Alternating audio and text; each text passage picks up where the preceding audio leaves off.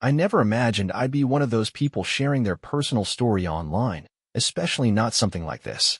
But here I am, sharing it because, honestly, I don't want anyone else to find themselves in the same messed up situation I did. My name's Derek. I'm 37 years old, and I've been married to Nicole for 10 years. 10 years with this woman. We met back in college, and it feels like that was a lifetime ago. She was something else back then, full of energy. When she walked into a room, it felt like everything lit up just because she was there. I was just the lucky guy standing beside her, grinning like a fool, amazed that someone like her was even interested in me. At the time, everything seemed great between us, or at least that's what I believed.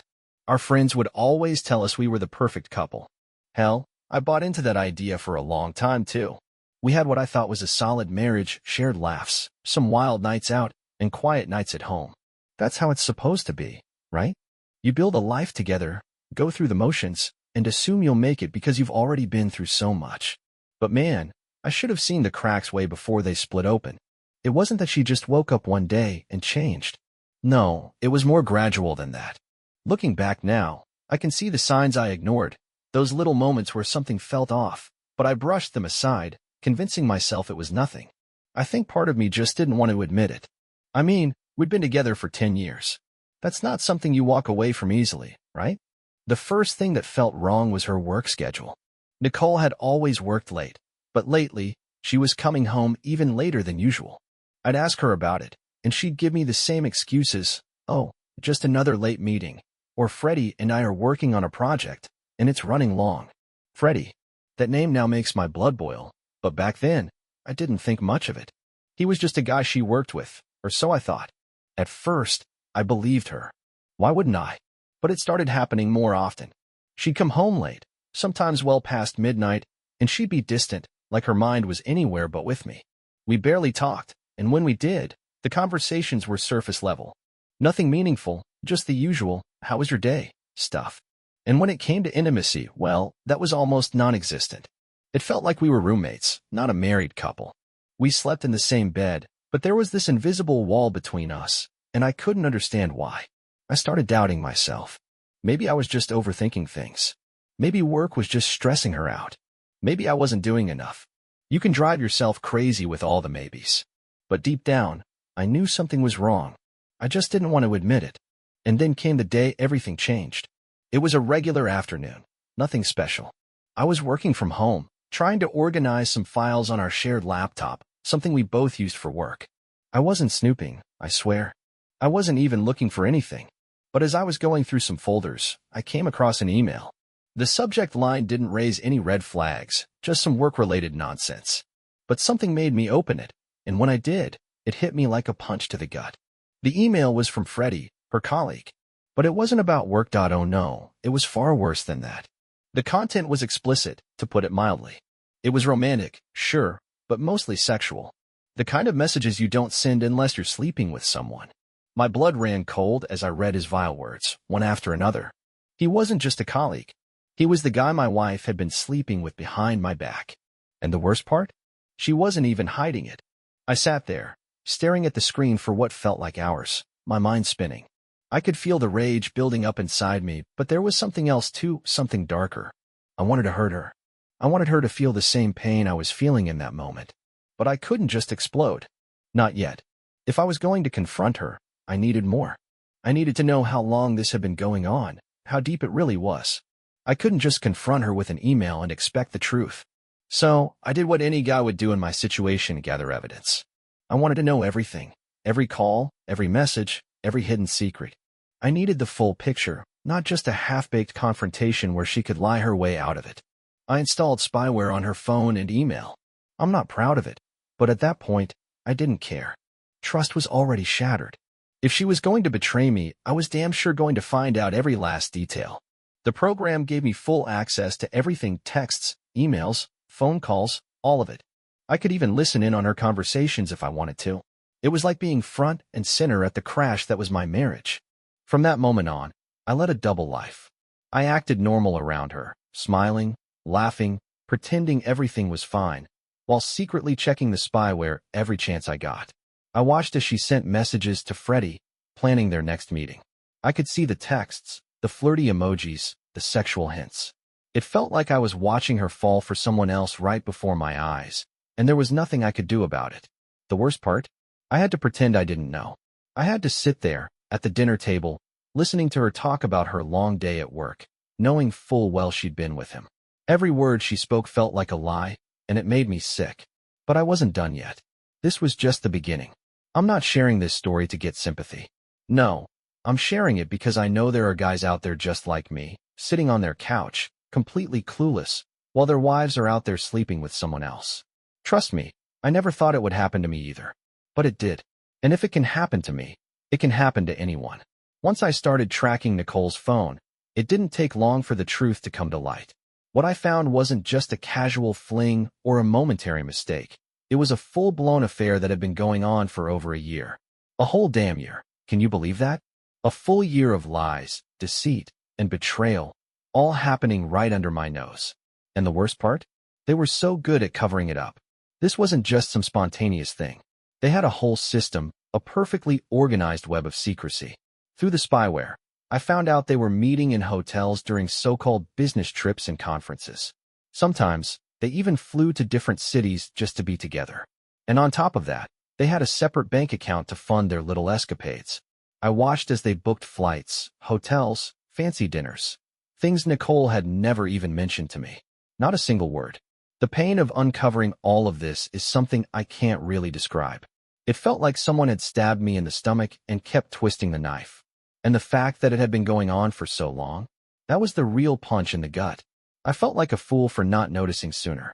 But as much as I wanted to lose it, as much as I wanted to confront her and tear her world apart, I couldn't. Not yet. We had 2 daughters, Alice and Carmen. They didn't deserve to be dragged into this mess. I had to think things through. I needed time to figure out my next move. Every time I looked at Nicole after that, all I could see was her betrayal. She'd try to act like nothing was wrong, like everything was fine, but I could see through it all. The guilt was practically oozing out of her, and it made sense why she'd been so cold and distant lately. Every excuse she gave, "I'm just stressed from work," or "I'm exhausted," was all lies. She wasn't stressed from work. She was stressed because she was living a double life and trying to keep it hidden. It became clear that Freddie wasn't just some fling to her. He was filling some emotional void that I apparently couldn't. That realization hurt more than the affair itself.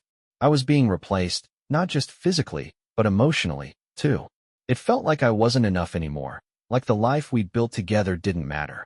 And despite her attempts to seem loving at home, I could see the cracks. I could see the guilt weighing on her, but she was too far gone to turn back. But even with all that, I wasn't ready to confront her. Not yet. I needed to be strategic about it. I wanted to make sure that when the time came, I held all the power. No rash decisions, no heated arguments where she could twist things around and make me look like the bad guy. No, I needed to make sure that when I finally struck, it would be the end. In the meantime, I played the part of the oblivious husband.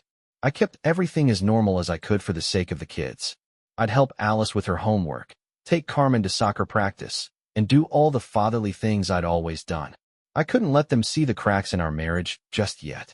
They were too young to understand the storm that was brewing, and I wasn't about to let Nicole's actions tear their world apart. Not until I was ready to make my move. But every day, it got harder to keep up the act. Every time I saw Nicole on her phone, I knew she was probably texting Freddie. Every time she worked late or went out with friends, I knew exactly where she really was, and it ate me alive.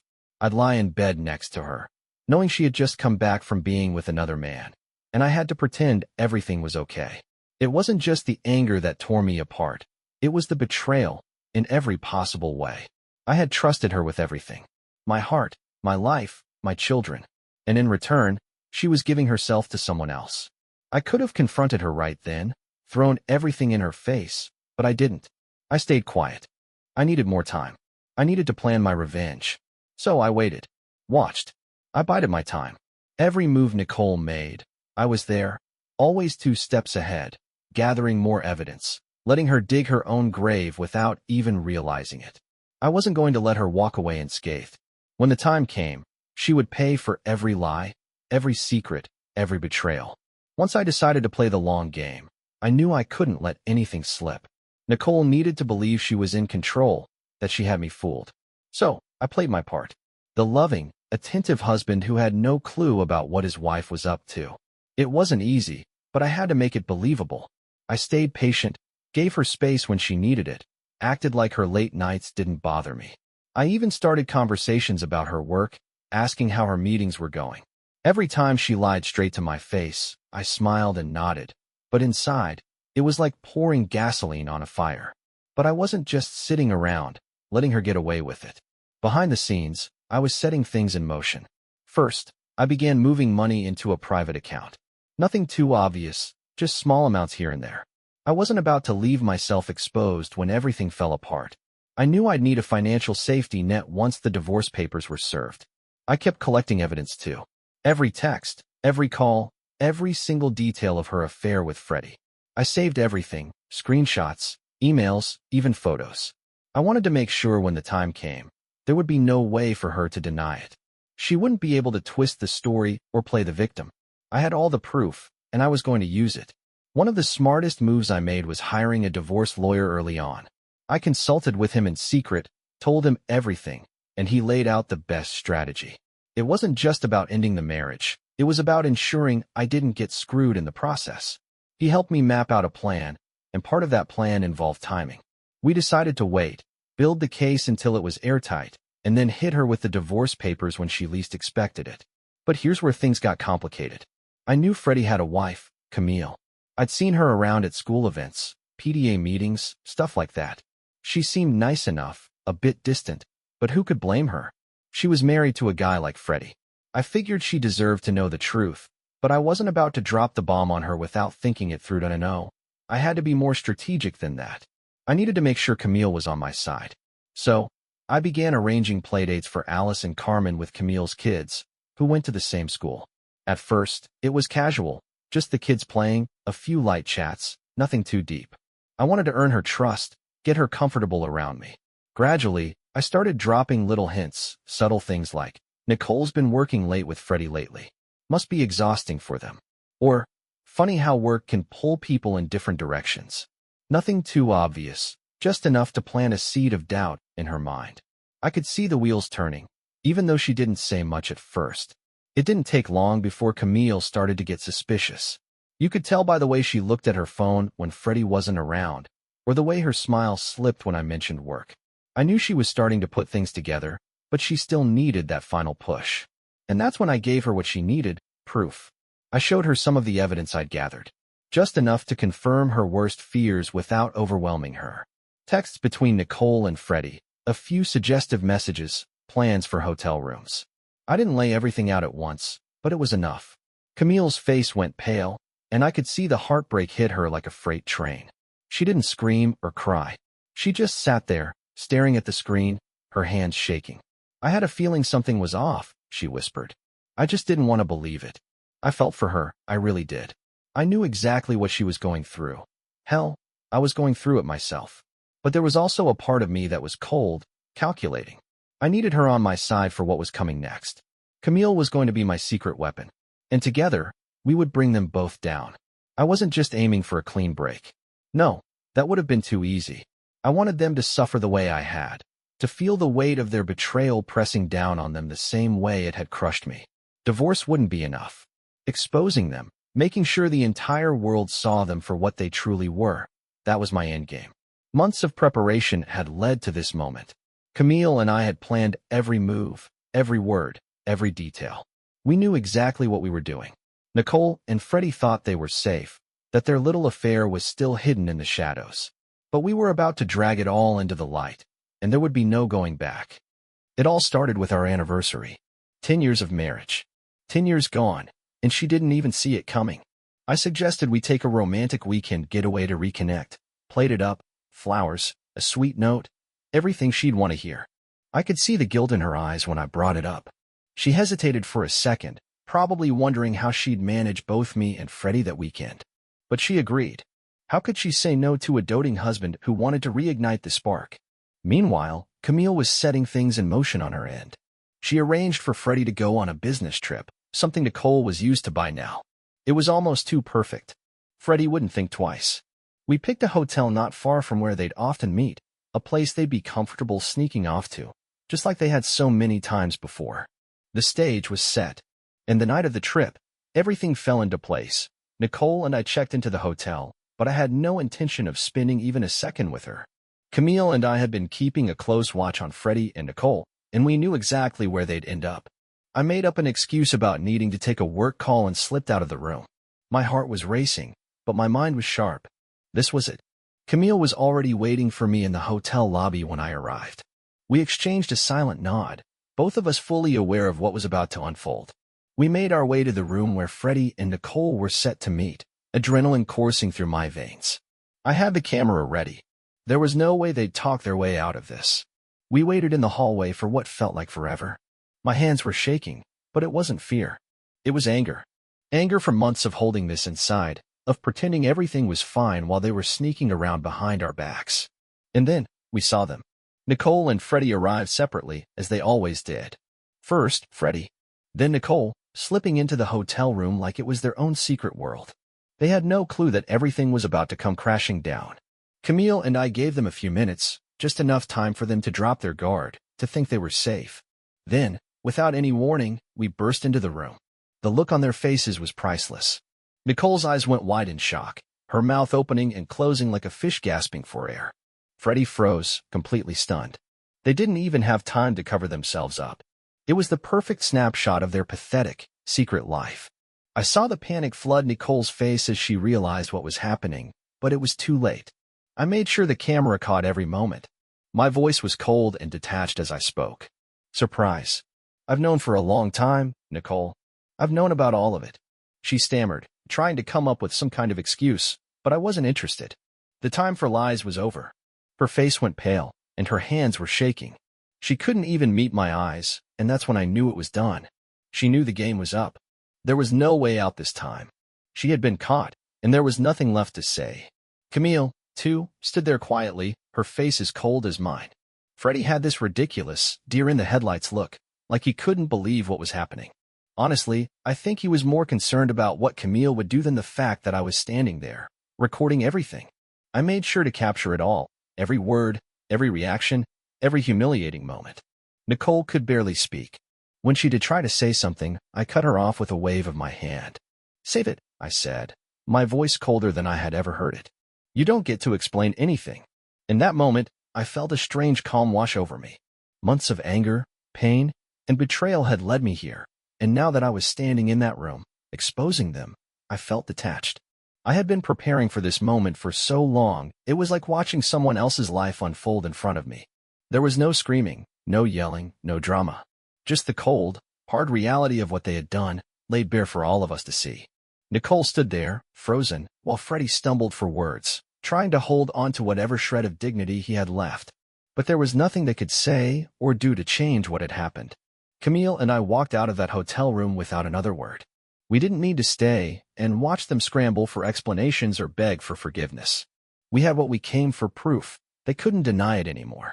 The truth was out, and there was no way for them to hide from it. As we left that hotel room, I knew that this was just the beginning. The divorce was coming next, and with all the evidence I had, Nicole didn't stand a chance. But at that moment, walking away from that hotel, I felt like I had already won. After everything that happened, I knew it wouldn't be long before Nicole would come crawling back, trying to salvage whatever was left of the mess she'd made of her life. And sure enough, a few days later, she came to me, her eyes red and swollen from crying, pleading for forgiveness. "Derek, please," she sobbed, standing in our kitchen, the place where we used to share meals, now a battlefield for the broken remains of our marriage. It was a mistake. I wasn't thinking clearly. I still love you. We can fix this. Her words felt empty. A mistake? A year-long affair, countless hotel rooms, secret trips, and a hidden bank account. None of that was a mistake. It was a choice. A deliberate betrayal. And as for love? Whatever love we had shared was destroyed the moment she chose to give herself to someone else. I looked at her, feeling nothing but cold detachment. You didn't make a mistake, Nicole. You made a choice. Every time you met with him, every lie you told, those were your decisions. You didn't love me then, and I doubt you love me now. Her face crumbled, but I didn't care. I wasn't going to let her worm her way back into my life with apologies and fake tears. This wasn't about forgiveness anymore. It was about closure and consequences. I reached into my jacket pocket and pulled out the divorce papers I'd been carrying for days. The shock on her face when I handed them to her was almost satisfying. Shock, disbelief, horror, those emotions flashed across her face in an instant. "Sign them," I said, my voice steady. "We're done." She looked down at the papers, her hands trembling. "Derek, please, don't do this. We can work through this. I'll go to therapy, I'll do anything you want," she pleaded. I shook my head. "There's nothing left to work through. You killed our marriage, and I'm not interested in trying to revive something that's already dead." She didn't argue anymore. She just stood there, clutching the divorce papers as if they were a lifeline she couldn't hold on to. I turned and walked out of the kitchen, leaving her alone with the wreckage she had created. The fallout was swift. Camille didn't waste any time either. She filed for divorce from Freddie the very next day. The scandal spread through our social circle like wildfire, and soon enough, everyone knew what had happened. Freddie lost his job. Turns out, sleeping with a colleague's wife isn't exactly great for your professional reputation. As for Nicole, her social standing was completely destroyed. Our mutual friends distanced themselves from her, and whispers about her affair followed her wherever she went. It was almost poetic. While I had been the one left humiliated and betrayed, now it was Nicole and Freddie who were on the receiving end of public shame. Their secret had been exposed for everyone to see, and there was no way to hide from it anymore. But what mattered most to me wasn't the gossip or ruined reputations. It was my kids, Alice and Carmen. I wasn't going to let Nicole drag them into this mess. I had gathered more than enough evidence to ensure I'd get full custody, and when the court hearings came, that's exactly what happened. The judge didn't even hesitate before granting me full custody of both of our children, citing Nicole's infidelity and lack of stability. Watching Nicole's face as the judge read the decision is something I'll never forget. She looked devastated, like everything she'd tried to hold on to was slipping away. And in a way, it was. She had lost me, lost her social standing, and now she had lost the most important thing, our kids. But that wasn't my problem anymore. I had fought my battle and won, and now it was time to move on. When it was all over, I stood on the other side of the storm, victorious. The divorce settlement had gone exactly as I planned. I kept the family home, the place where Alice and Carmen had grown up, the place that still held the memories of a time when life felt whole. I walked away with primary custody of my daughters, ensuring they'd stay with me, away from the chaos Nicole had caused. And Nicole? She was left with scraps, a small apartment, and visitation rights. Everything she thought she'd keep, she lost. It wasn't just about the money or the house. It was about the fact that she'd thrown away her family for nothing. I had spent months preparing for this moment, setting the stage for my victory, and it paid off. Financially, I was secure, but more importantly, I came out on top emotionally. I didn't just survive the betrayal, I reclaimed my life from it. Every piece of evidence, every calculated move, had been worth it in the end. I had made sure that I struggled, but after the affair went public, Nicole was ostracized and left to face the consequences of her actions alone. Freddie was out of the picture, his life in ruins after losing his job and his marriage. He had been nothing more than a temporary thrill for her, a distraction from whatever emptiness she felt. Now, she had to live with that emptiness, isolated, and left to figure out where she had gone wrong. It wasn't my problem anymore. I had no regrets. The pain she caused me was real, but so was the strength I found in rebuilding my life. I focused on being a father to Alice and Carmen, making sure they knew they were loved and protected. The time I spent with them was the most important part of my day, and watching them grow, seeing them laugh and play, gave me a sense of purpose I thought I had lost. For the first time in a long time, I started trusting myself again. I realized that Nicole's betrayal hadn't broken me, it had made me stronger. I came out of this nightmare with my dignity intact, something Nicole could never say for herself. She had been reduced to a shadow of the woman I once knew, someone desperately trying to rebuild a life she had single-handedly destroyed. In the end, my revenge wasn't about destroying her, it was about reclaiming what she tried to take from me. My sense of self, my confidence, my future. By playing the long game, by staying patient and calculating, I didn't just win the divorce, I won my life back. I showed Nicole that her betrayal wasn't the end for me, it was the beginning of something better. I'm sharing this not because I'm proud of what happened, but because I want others to know that you can come out the other side. Betrayal like that feels like it's going to tear you apart, but if you're smart, if you stay focused, you can rebuild. You can reclaim your life, just like I did. In the end, her downfall wasn't my victory, it was hers. Because she chose it. All I did was make sure she couldn't drag me down with her. It's been a year since everything went down, and I figured I'd give you all an update.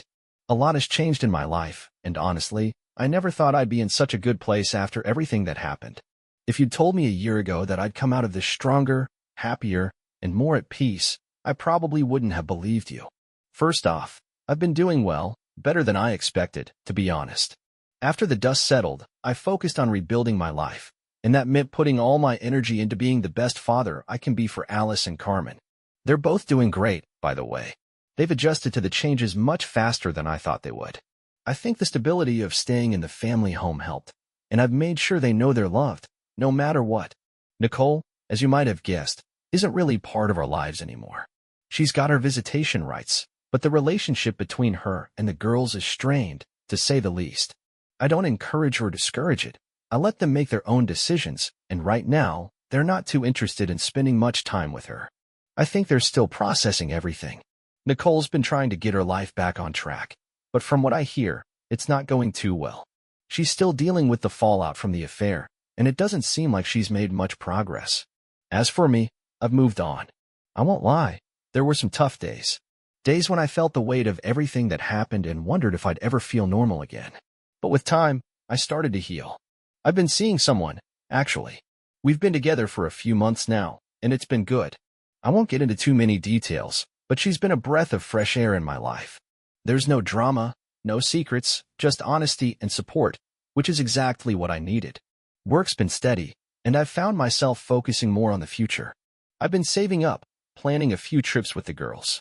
We've already done one to the beach, and seeing them laugh and play in the sand without a care in the world was one of the happiest moments I've had in a long time. I want to give them the kind of childhood they deserve, one that isn't clouded by the mess of their parents' past. Looking back, I don't regret how everything played out. If anything, I'm grateful for it. It forced me to reevaluate my life and focus on what really matters. Nicole's betrayal hurt like hell, but it didn't define me. It gave me a chance to rebuild, to come out stronger, and to show my daughters that no matter what life throws at you, you can always rise above it. So yeah, I'm doing well. If you enjoyed the story, please like and subscribe to the channel.